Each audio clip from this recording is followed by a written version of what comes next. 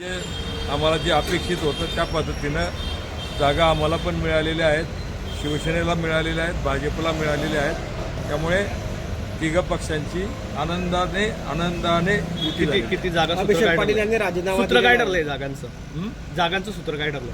किती जागा तर कोण आमचं बाकीच्या जागाचं मला माहिती नाही, पण आम्हाला ज्या आहेत आम्हाला 6 जागा ज्या अपेक्षित होत्या किंवा मागणी आम्ही केलेली होती त्याप्रमाणे मिळाली. भाजप किती आपली लढवते? मागणी तर 25 जागांची होती आप्पा. भाजप किती मागणी लढवते? सुरुवातीला होते, परंतु जेव्हा इलेक्टिव्ह मेरिटचा विचार केला जातो त्यावेळेला आणि कुठेतरी मागे पुढे 2 पाऊल मागे पुढे जावं लागतं. त्या पद्धतीने आम्ही तयार झालेलो आहोत. 19-6 आणि 50 अशी युती झालेली आहे का? बाकी दोन्ही पक्षांच्या जागेचं मला माहिती नाही आहे. राष्ट्रवादी काँग्रेस पक्षाला 6 जागा आम्ही घेतलेल्या आहेत. अभिषेक पाटीलने राजीनामा दिलेला आहे, काय नाराजी नेमकं दिसतंय. कारण आहे, काय नाराजी आहे? पक्षामध्ये मतभेद थोडेफार प्रमाणामध्ये असतात. त्यांनी काही गैरसमजातून राजीनामा दिला असेल, पक्षश्रेष्ठी त्या संदर्भात निर्णय घेतील. ते इच्छुक असलेल्या जागेवरती आपल्या कुटुंबातील सदस्याला उमेदवारी दिलेली अशी पण एक चर्चा आहे, त्याच्यामुळे ते कुटुंबातल्या नाराज झाले. सदस्याचा विषय नसतो.